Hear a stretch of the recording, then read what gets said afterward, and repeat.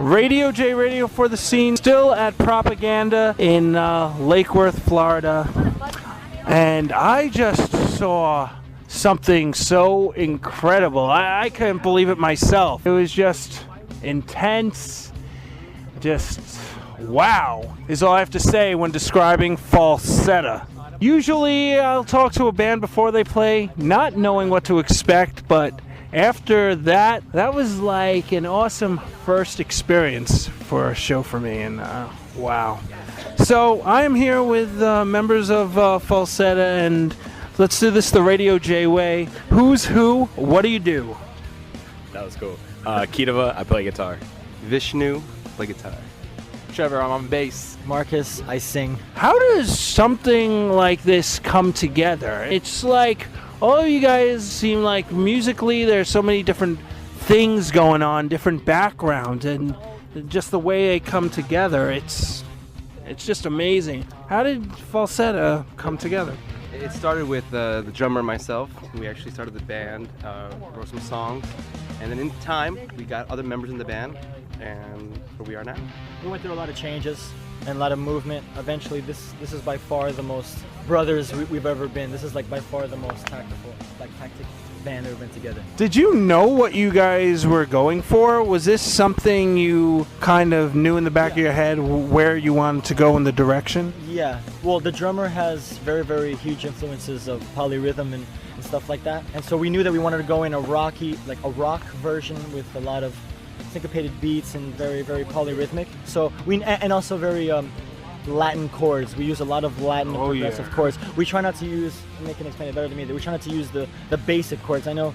Just different voicings to try and create a different element, like different voicings and regular rock chords. But on top of that, we like to incorporate also vocals and harmonies.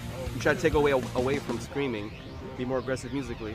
I don't think I really heard any screaming. I heard more, everything came together vocally very smoothly, and I didn't know what to expect. I had a feeling I knew what I was getting myself into, but when I heard it, I was like, okay, I'm sold. I was moving with you. You started it for me, man.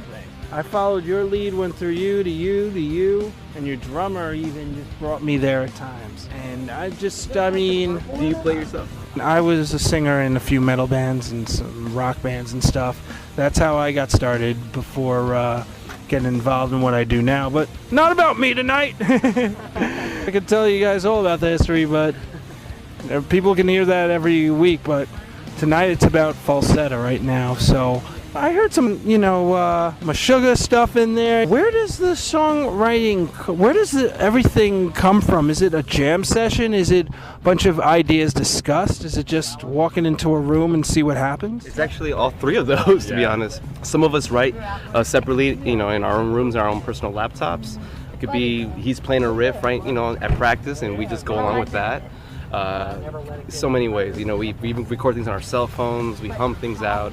Go over each other's houses and go over some songs, write these little clips and then puzzle them all together. Well, our newest song derived from just jamming together. He had an idea, Trevor had an idea. Yeah, sometimes, you just get in there, you start playing, you don't know what's going to come out, and then we all start jamming and jiving on each other's riffs, and then, next thing we know, we got putting segments together, and then after a couple hours we got a good solid 3 minutes of a song all together. We also like to think that nothing's ever completely set in stone, and if we think that we could add some type of an element on top of everything that maybe changes it slightly just to keep it fresh, then we're always open to doing that. So that's why if you hear us play live, you might find we sound just a little bit different than how we are recording.